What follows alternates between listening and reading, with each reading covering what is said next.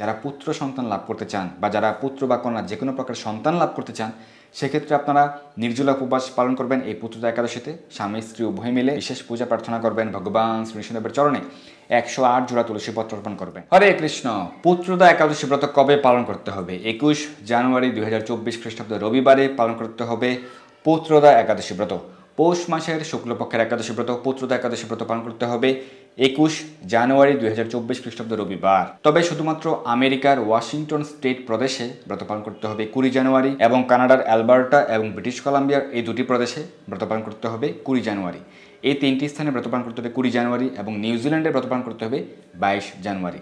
এছাড়া সারা পৃথিবীর বাদবাকি সকল স্থানে ভারত, বাংলাদেশ, মধ্যপ্রাচ্য সহ সারা পৃথিবীর 99 স্থানেই এই ব্রত পালন করতে হবে 21 জানুয়ারি রবিবার। তো এটি হচ্ছে পৌষ মাসের শুক্লপক্ষের একাদশী।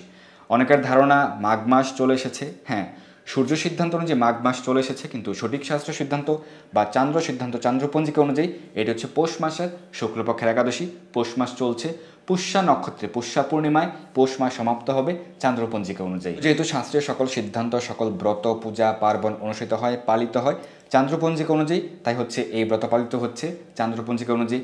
পৌষ মাসের শুক্লপক্ষের একাদশী পুত্রদা একাদশী ব্রত। যাদের পুত্র সন্তান প্রয়োজন বা যারা অনেক প্রচেষ্টা করেছেন পুত্র সন্তান লাভ করার জন্য, তাদের জন্য হচ্ছে এই পুত্রদা একাদশী ব্রত সঠিকভাবে অবশ্যই পালন করবেন, নির্জল উপবাস পালন করবেন। সকলে অবশ্যই এই পুত্রদা একাদশী ব্রত সকলেই পালন করবেন, কিন্তু যারা পুত্র সন্তান লাভ করতে চান বা যারা পুত্র বা কন্যা যে কোনো প্রকার সন্তান লাভ করতে চান সেক্ষেত্রে আপনারা নির্জলা উপবাস পালন করবেন এই পুত্রদা একাদশীতে। স্বামী স্ত্রী উভয় মিলে নির্জলা উপবাস পালন করে ভগবানের কাছে বিশেষ প্রার্থনা, বিশেষ পূজা প্রার্থনা করবেন ভগবান শ্রী বিষ্ণুদেবের চরণে।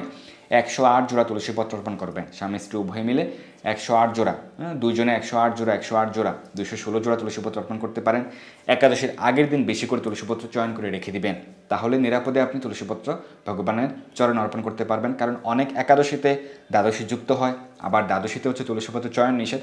তাই একাদশীর আগের দিনই বেশি করে তুলসীপত্র 3-4 দিনের জন্য চয়ন করে রেখে দেওয়া হচ্ছে সব থেকে বেশি নিরাপদ। তো আপনারা সকলে অবশ্যই পুত্রদা একাদশী ব্রত পালন করবেন 21 জানুয়ারি 2024 খ্রিস্টাব্দ রবিবার। একাদশীর আগের দিন, একাদশীর দিন, একাদশীর পর দিন সকল প্রকার আমিষ আহার বর্জন করবেন, দ্রুতক্রীড়া বর্জন করবেন, সকল প্রকার জুয়া খেলা এবং নেশাদ্রব্য চা পান, বিড়ি, কফি প্রভৃতি বর্জন করবেন এবং অবৈধ সঙ্গ বর্জন করবেন, মিথ্যা কথা, পরনিন্দা, পরচর্চা প্রভৃতি বর্জন করবেন। একাদশীর আগের দিন সকালে ভগবানের চরণে তুলসীপত্র পুষ্প অর্পণ করে সংকল্প মন্ত্র, একাদশী ব্রতের সংকল্প মন্ত্র উচ্চারণ করে ব্রত সংকল্প করবেন।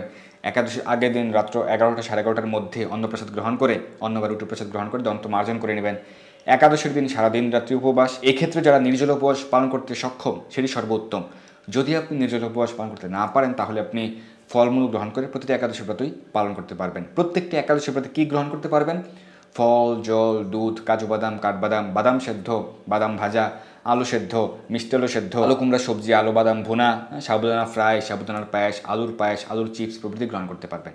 তবে সবজি, চিপস, পায়েস প্রভৃতি গ্রহণ করার ক্ষেত্রে, রান্নার ক্ষেত্রে অবশ্যই বিশুদ্ধ ঘি বা সূর্যমুখী তেল বা বিশুদ্ধ বাদাম তেল ব্যবহার করতে হবে। এবং একাদশীতে বেশি বেশি হরিনাম জপ করবেন, বেশি বেশি হরিনাম জপ করবেন, ভগবানের সেবা পূজা করবেন, প্রাতঃস্নান করবেন, আপনি ভগবানের চরণে তুলসীপত্র পুষ্প অর্পণ করবেন, তুলসীতে জল দান করবেন, তুলসী পরিক্রমা করবেন। একাদশী সহ রবিবার সহ বছরে 365 দিন তুলসীতে জল দান করতে হবে। এটি হচ্ছে শাস্ত্রীয় সিদ্ধান্ত, শাস্ত্রীয় বিধি।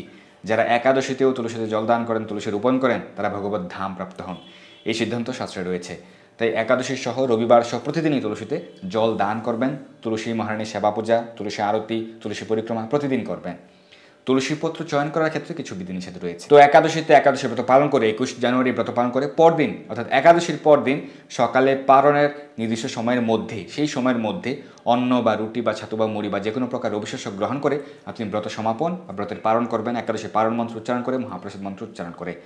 তো এভাবে আপনি প্রতিটি একাদশী ব্রতই পালন করতে পারেন। একাদশীর পরদিন আপনি আমিষ আহার বর্জন করবেন, চা পান, বিড়ি, কফি প্রভৃতি নেশাদ্রব্য বর্জন করবেন। প্রতিটি একাদশী ব্রতই আপনারা ভগবানের সন্তুষ্টির জন্য সঠিকভাবে পালন করবেন। বিশেষ করে এই পুত্রদা একাদশী ব্রত সকলে সঠিকভাবে পালন করুন। যারা সন্তান লাভ করতে চান, বিশেষ করে পুত্র সন্তান, সেক্ষেত্রে আপনারা নির্জলা উপবাস পালন করে ভগবানের কাছে বিশেষভাবে প্রার্থনা করবেন। আপনারা নৃসিংহদেবের চরণে 108 জোড়া তুলসীপত্র অর্পণ করবেন, নৃসিংহ কবচম পাঠ করবেন, নৃসিংহদেবের স্তব করবেন এবং ভগবান শ্রী রাধামাধবের নিকট প্রার্থনা করবেন। যাদের বাড়িতে ভগবান শ্রী নৃসিংহদেবের চিত্রপট নেই, আপনারা ভগবান শ্রী মাধব, ভগবান শ্রীকৃষ্ণের চরণে, ভগবান শ্রী গোপাল, ভগবান শ্রী জগন্নাথ দেবের চরণে আপনারা তুলসীপত্র অর্পণ করে প্রার্থনা করবেন। এবং শ্রীমতী রাধারানীর চরণে পুষ্প অর্পণ করে বিশেষভাবে প্রার্থনা করবেন, তুলসী মহারানীর কাছেও প্রার্থনা করবেন। তো এইভাবে আপনারা সকলে এই পুত্রদা একাদশী ব্রত সঠিকভাবে পালন করুন এবং আপনি নিজে ব্রত পালন করুন, আপনার পরিবার পরিজন বন্ধু বান্ধব আত্মীয় স্বজন সকলকে উৎসাহিত করুন যাতে সকলেই প্রতিটি একাদশী ব্রত পালনের মাধ্যমে সর্বপাপ থেকে মুক্ত হতে পারে এবং তারা সকলে যেন ভগবানকে সন্তুষ্ট করতে পারে।